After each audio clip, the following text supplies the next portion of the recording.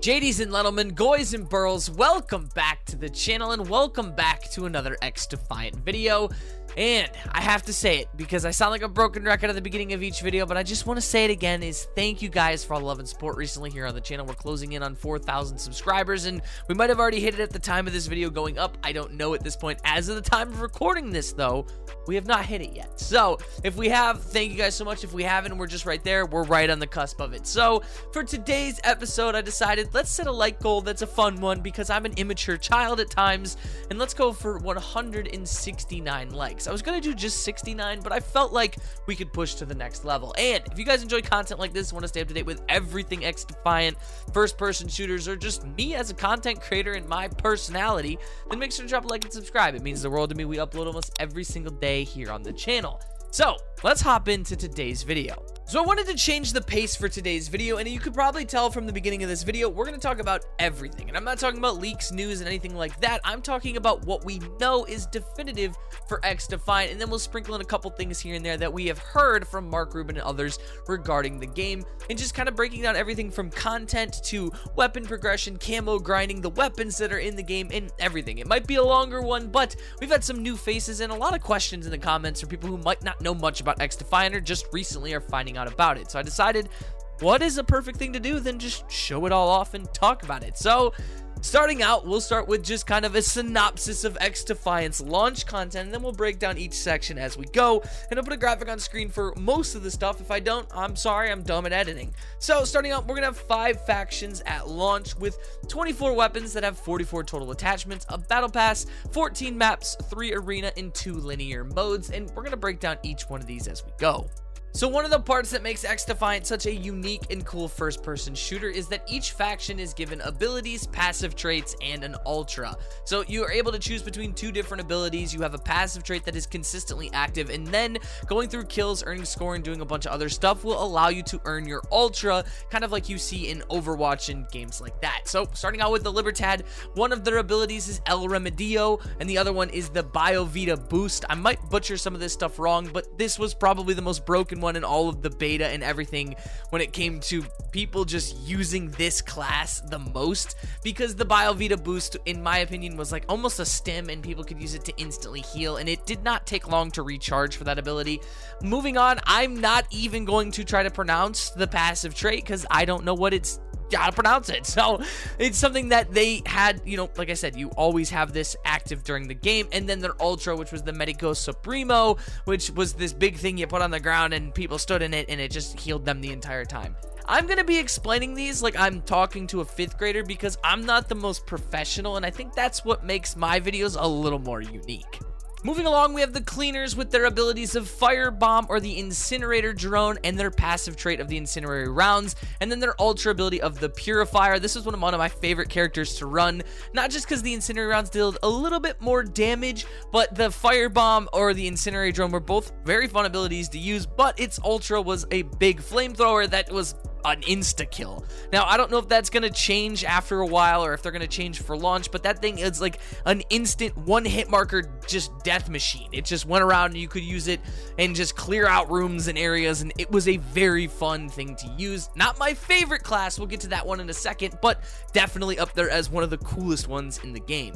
Now going to my favorite class, which was the Echelon group, and they had 2 different abilities of the Digital Ghillie Suit or the Intel Suit, which I ran Intel Suit all the time. It basically was like, I don't want to say wall hacks, but it was like a radar for your teammates to see players so that you could kind of know where they are. But one of my favorite things was its passive trait of low profile, where you don't appear on enemy mini-maps, kind of like Ghost in other games. And then the ultimate ability, which was Sonar Goggles, which was basically Golden Gun from back in like the old 007 games and stuff. It's an insta 1 shot to the head, 3 shots to the body, lasted 12 seconds, and it was one of the coolest ultimates in the entire game. I found myself using this a ton. It was so much fun, and I can't wait to go back to that one.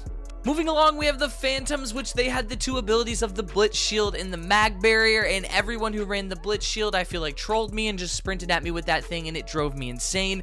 This is actually a very cool ability that, like, kind of this character class overall, I think this one's going to come in handy, especially if we start playing ranked and stuff in all these modes that you have to have a specific kind of character per that. I think this is going to be one that people are going to use a lot because of that Mag Barrier. Their passive trait was hardened, so you got a little bit more XP. Wasn't really that noticeable with the TTK and stuff. And then their ultimate ability, which is Aegis, I don't know how to pronounce that, basically made you this bubble boy that walked around with a giant scatter gun that just incinerated anyone that walked into that bubble. You move very slow with it, which was the one thing they tried to do to, I think, to kind of combat how powerful it was, but it lasted like 15 seconds or so, and it was definitely a cool one. And last but not least, the unlockable one of DeadSec, which I gotta admit, I didn't play this one very much at all. But it had the abilities of Hijack and Spiderbot, and that Spiderbot sat on my face more than a hooker. And then its passive trait of Fabricator, and then the Lockout, which was its ultimate, which was disabled the HUDs. It was basically like an EMP and stuff. Like I said, didn't really play this one at all. I didn't get to use it. Maybe it'll be more fun when the game releases, but I just didn't like any of its abilities or Ultra or anything like that. So moving along, we have 5 modes in total, split up into 2 different categories of Arena and their linear modes, or their progression modes. So our Arena modes are Domination, Occupy, and Hotshot, and I have to say, Hotshot, one of the most fun and unique modes I've ever played in a first-person shooter, especially kind of chaining it up with the movement, pairing it up with all that. It felt great. Occupy is your typical like hardpoint style, and we all know what Domination is.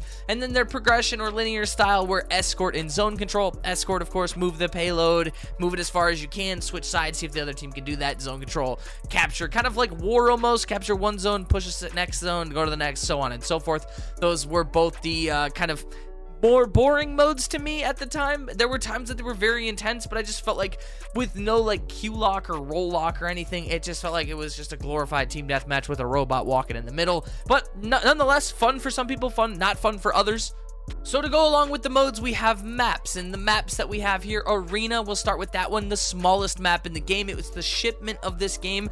Hotshot on this map was a clusterfuck. It was so much fun. The abilities were just used all the time. It was just, if you want to showcase everything chaotic in XDefiant, Arena is the map to be on. Attica Heights, very fun map for Occupy, not as fun for other modes. Dumbo, personally one of my favorites, other than a map that's going to be coming up in a little bit. It's just the color scheme, the brightness, everything about this. I love vibrant kind of maps. Echelon HQ, don't ever talk to me again about that map because I hate that map, but a lot of people maybe liked it, but for me, it was just too many tight corridors of like little vents and fucking shafts and stuff. Pause, resume. There was just a lot of stuff going on there. Emporium, it was a mall. It played great on Occupy, played horrible on Domination. Liberty, definitely a fun map. Nothing crazy about that one. It was balanced in the right way. It was a decent map.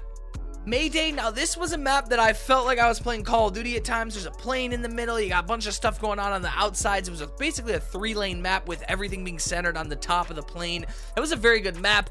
One of, if not my favorite 3 maps in the game, Noodleplex. Noodleplex is so fun, one of the best maps, the first map I ever played on XDefiant, so it just holds a little spot in my heart. Puebleto, which I might pronounce that wrong, very good map. Didn't get that in the rotation at all, it felt like, when we would have games on there, which is hilarious because I feel like you've seen the most gameplay on my channel on that map. And then the map that you either played or never saw if you played XDefiant, Showtime.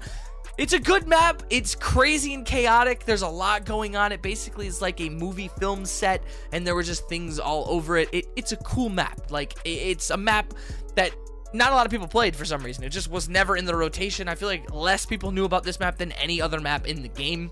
And then for our progression maps, we only had 4 of them. We had Meltdown, my least favorite. Midway, which was actually pretty decent because I like it. Times Square, very good map. It was actually really fun. That's probably, that and Midway are 2 of my favorites. And then Zoo. Zoo is hit or miss. You either have a really good game on there. I feel like it was really bad. I don't know. It's just progression style, not my favorite, but I'm excited to get my hands on them when the game does fully launch, just to see if they've changed it all and see if maybe, like with a larger player pool, if I enjoy them a little bit more.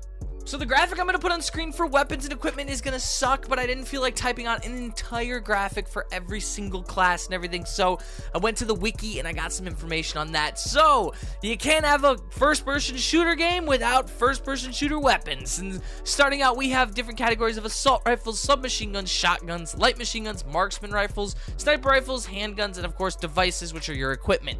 Starting out with the assault rifles, we have the M16A4, the MDR, the M4A1, the AK-47, and the ACR 6.8. I will say in that category, two of my favorite weapons to use were the MDR and the ACR. Just kind of were fun, unique guns to use. Using in the submachine gun category, we have the MP5A2, the Vector 45 ACP, the P90, and the MP7. The MP7 was one of the most broke weapons in the game in a couple playtests and betas. That was just so good. All those guns are fun to use. There was a great balance between ARs and submachine guns in my opinion. Shotguns, my least notable category that I didn't use a lot of, we had the M870, the double barrel, and the AA12.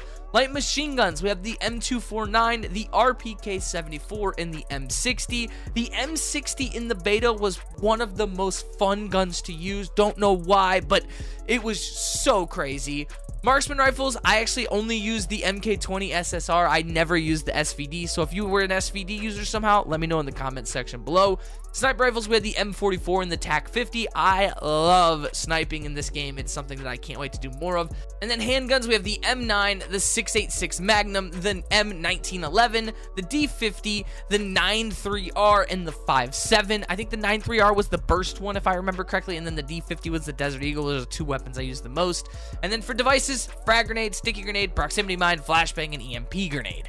So real quick, I wanted to touch on this because I had people ask me on my Discord. So camos, we don't have a lot of information on that yet. We know there's a full mastery grind. We know that there is, from the achievement list leak, that the weapons level up to, I think, level 50 total. There's going to be a mastery camo as well as gold and platinum and all that kind of stuff in diamond. There's also going to be a ton of unique camos in the game as well, which is definitely cool. Speaking on that behalf, there also is going to be faction styles and stuff from what I've been told. There will be kind of faction gear and all that kind of cool stuff. You can customize your factions and play as different ones and kind of have an incentive to play as more factions. So transitioning from now what we know as definitive to what we kind of have an idea of what is coming for the upcoming future. We do have a battle pass that we know about that will be for the preseason, but then it leads into our year one roadmap, which this is subject to change. We don't know how confirmed this is now because this was kind of planned when the game was initially supposed to release in summer. But we're going to have 4 different seasons breaking up throughout the year. Then we're going to have modes of new arena and progression modes obviously making their way in, LTMs and stuff like that. A ranked mode, private matches, and casting cams coming later.